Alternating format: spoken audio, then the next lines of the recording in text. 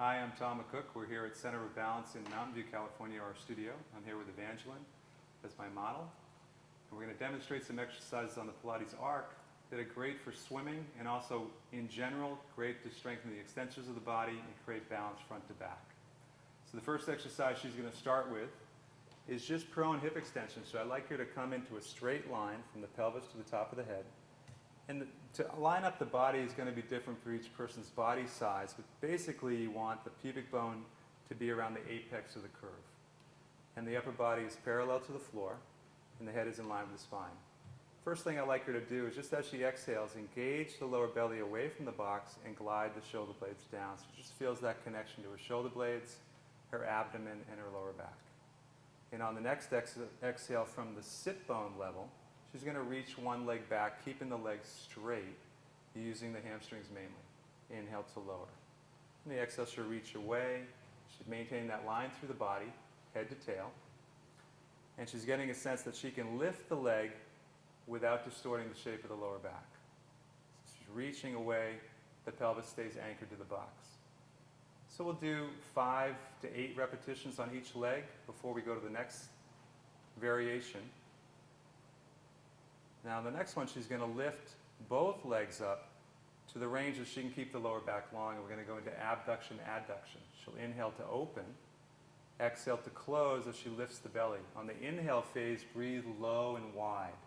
So she's using the breath to support the lower back and lengthen the spine.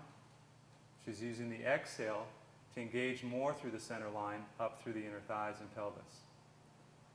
5 to 8 of those. Shoulders stay low, the breath stays smooth. And just one more, and she'll lower. Now she's going to do single leg circles. She'll bring one leg up.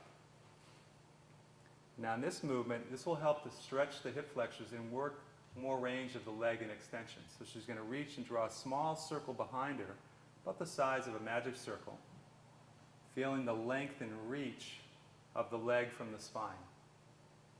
Pelvis staying stable. And reverse. Nice and fluid.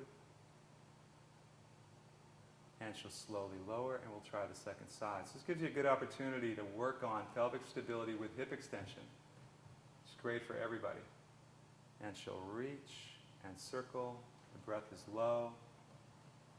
She's keeping the front ribs drawn away from the floor, which is a key piece in swimming also, that they need to keep the front body lifted long in the lumbar thoracic junction. That's one of the breaking points in swimming and in exercise. And then lower. Now she's going to add an opposite arm and leg reach. And I recommend that she does it on the inhale phase, because the inhale phase, the spine is lengthening. Connecting to the shoulder blades on the exhale and the abdomen. She'll inhale to reach the opposite arm and leg. Exhale to lower. And you're looking for that the shoulders stay low. Just get that nice upward rotation of the shoulder blade. The medial border goes down as the outer border reaches. And the neck stays low, or long, excuse me. And she's moving with the breath. Hip stays anchored. And just one more each side. So you're going for length with clear alignment. Completing that, rest for a moment. I mean, if you're going through a circuit, you would just go from one exercise to the next, which is great conditioning for your swimmers. The next movement she's going to do is Swan, so her hands will be on the seat. You could also do it with your hands on the floor if somebody has, their lower back is more sensitive and doesn't have this kind of range. So first thing, get the feeling of extension in the hips by turning on the low glutes and inner thighs. The shoulders are low and the neck is long. On the exhale, she's going to feel that lift through her belly.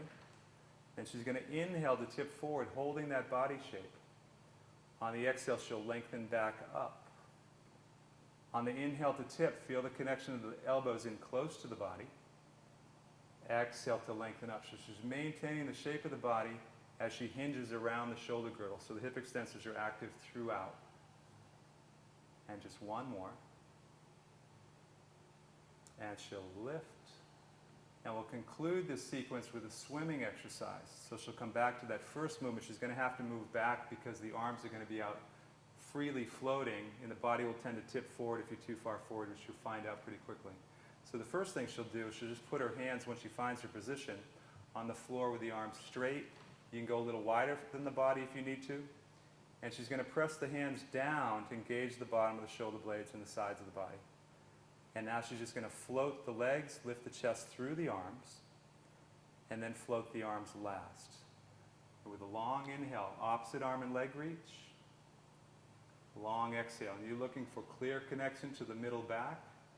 The neck is staying long, and the breath is fluid.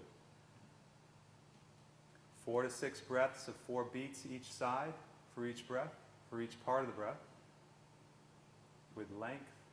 Then on the last one, on the inhale, hold and reach. Exhale, release down. And then rest. You can give a little stretch to the lower back.